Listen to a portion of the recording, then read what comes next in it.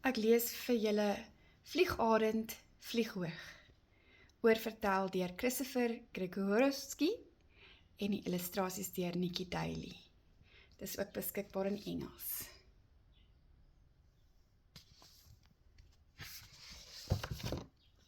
Voorwoord deur aartsbiskop Desmond Tutu, wat ek nie nou sal lees nie.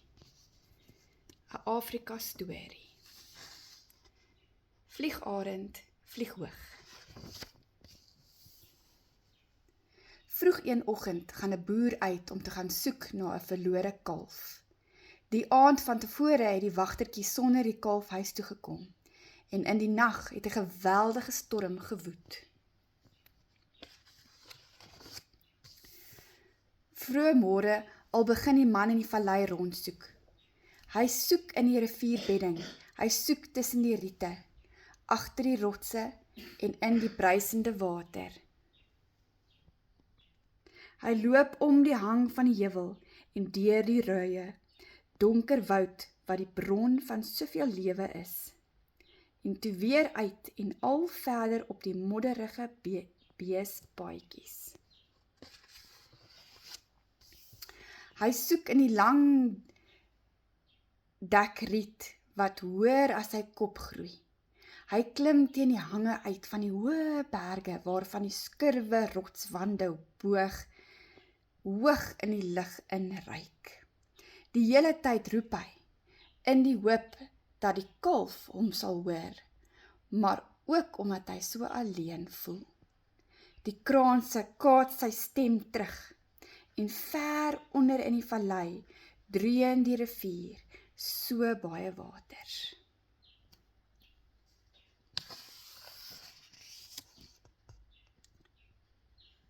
Later klim hy in 'n kloof op, ingeval die kalf dalk daar gaan skuile teen die storm, en daar val sy oog op iets. Op 'n rotsluis, naby genoeg om aan te raak, sien hy iets buitengewoons. 'n arendskuiken, nog baie jonk, wat 'n dag of wat tevore uitgebroei het en toe in die geweld van die storm deur die wind uit sy nes gewaai is. Die man steek sy hande uit en vou hulle bak om die kuiken. Hy sal hom huis toe neem en groot maak, dink hy. Hy draai om en begin huis toe loop. Maar so ver soos hy loop, hou hy nog aan met roep in die hoop dat die kalf hom sal hoor.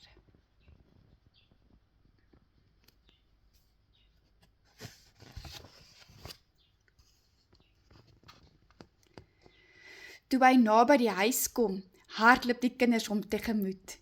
"Ons kalf het self teruggekom," skree hulle. Die man se hart is bly.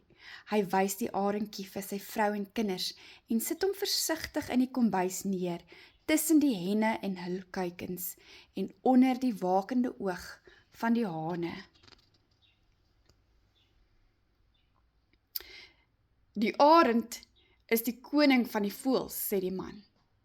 Maar ons gaan hom leer om 'n hoender te wees. Van toe af woon die arendjie tussen die hoenders en leer hulle gewoontes aan. Die man se kinders roep soms hulle maats om die vreemde voël te kom kyk, want toe hy groter word, hoe anderste lyk hy, en hoe duideliker word dit dat hy nie 'n hoender is nie.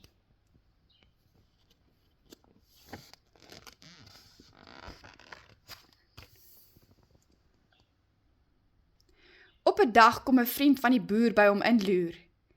Terwyl hulle in die kombuis deursit en pyp rook, sien die vriend die vreemde voël tussen die hoenders. "Haai," sê hy, "dis nie 'n hoender nie, dis mos 'n arend." Die boer glimlag en sê, "Natuurlik is dit 'n hoender. Kyk, hy loop soos 'n hoender, hy praat soos 'n hoender, hy eet soos 'n hoender, hy dink soos 'n hoender. Natuurlik is dit 'n hoender." Maar sy vriend is nie oortuig nie.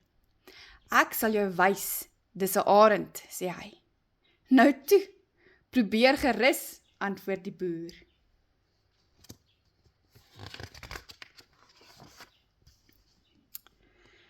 Die boer se kinders help sy vriend om die voël te vang. Hy is nogal swaar, maar die man lig hom bokant sy kop en sê, Jy is nie 'n hoender nie, maar 'n arend. Jy hoort nie op die grond nie, maar in die lug. Vlieg, arend, vlieg hoog. Die voël sprei sy vlegger uit, soos die man en sy familie hom dit al voorheen sien doen het. Maar toe kyk hy rond, sien die hoenders wat hulle kos oppik en spring af om saam met hulle rond te skrob vir kos. Ek het jou mos gesê, dis 'n hoender, sê die boer en skater van die lag.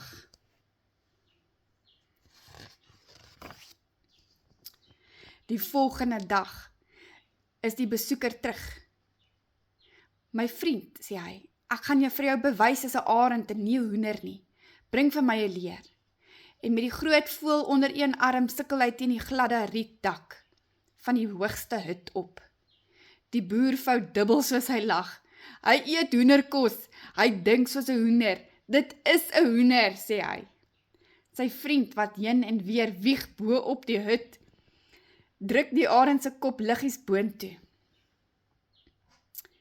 en sê, jy is nie 'n hoender nie, maar 'n arend. Jy hoort nie op die grond nie, maar in die lug. Vlieg, arend, vlieg hoog. Weer sprei die groot voël sy vlerke. Hy bewe liggies en sy kloue verslap om die man se hand. Vlieg, arend, vlieg hoog, sê die man. Maar die voël skarrel uit sy hande, gly af teen die rietdak en seil onder die hoenders in. Toe lag die mense eers.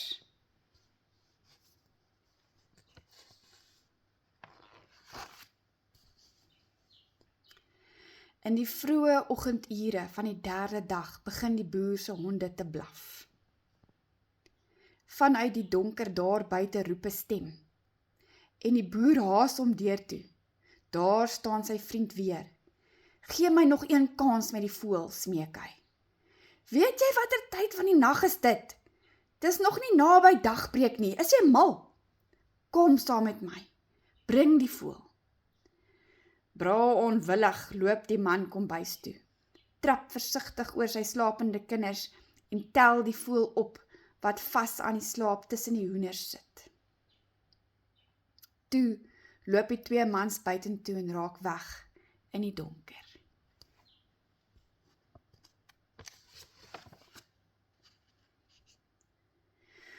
Waar gaan ons heen? Vra die boer slaperig. Na die berge waar jy die voël gevind het. En hoekom hierdie belaglike tyd van die nag? Sodat ons arend die son kan sien opkom oor die berg en dit in die lug in kan volg waar hy hoort.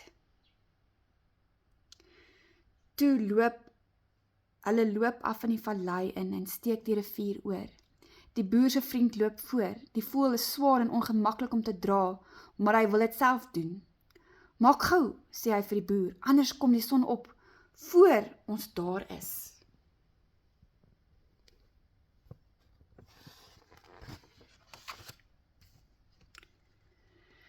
Toe hulle die berge begin te klim, glim die ooste al van die eerste dowwe lig. Onder hulle kan hulle die rivier soos 'n lang dun lint deur die grasveld, die woud en die vallei sien kronkel op sy pad see toe. Die dun streepies wolke in die lug word stadig aan pink en dan begin hulle 'n goue glinstering kry. Die pad wat die 2 vriende teen die berg uitloop is vol gevare. Nou klou hulle aan teen die berghangs langs. Dan kruis hulle smil rotsluisies, dan skuur hulle deur donker skeure. Al 2 mans hyg na hulle asem, veral die een wat die arend dra. Eindelik sê hy, dis hoog genoeg. Toe hulle afkyk, sien hulle die grond oneindig ver onder toe. Hulle is nou baie naby die kruin.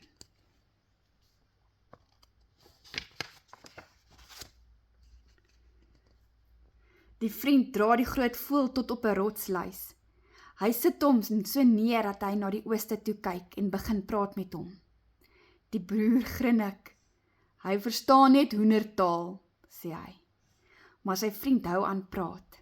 Hy vertel die jong arend van die son, hoe dit lewe gee aan die wêreld, hoe dit die hemele reg regeer en lig gee vir elke nuwe dag. Kyk na die son, arend, en as dit opkom, styg saam met daarmee op. Jy hoort in die lug, nie op die grond nie. Op daardie oomblik skiet die son se eerste strale oor die berg uit. En skielik is dit asof die hele wêreld brand van lig.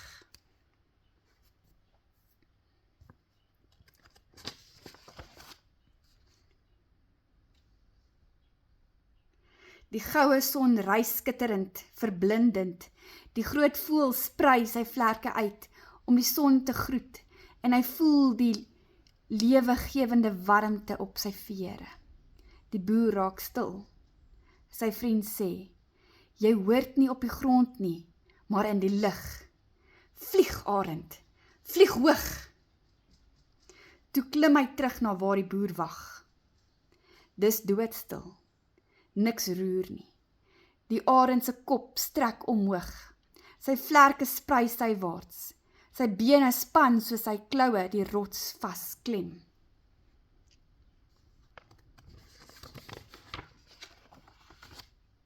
En toe, sonder dat hy werklik beweeg, leun die groot voël vorentoe. Onder sy vlerke opwaarts te stroming magtiger as mens of dier, en hy laat los die rots en word omhoog gedra, hoër en hoër, tot waar hy in die skittering van die opkomende son verdwyn, om nooit weer op die grond tussen hoenders te leef nie. Die einde.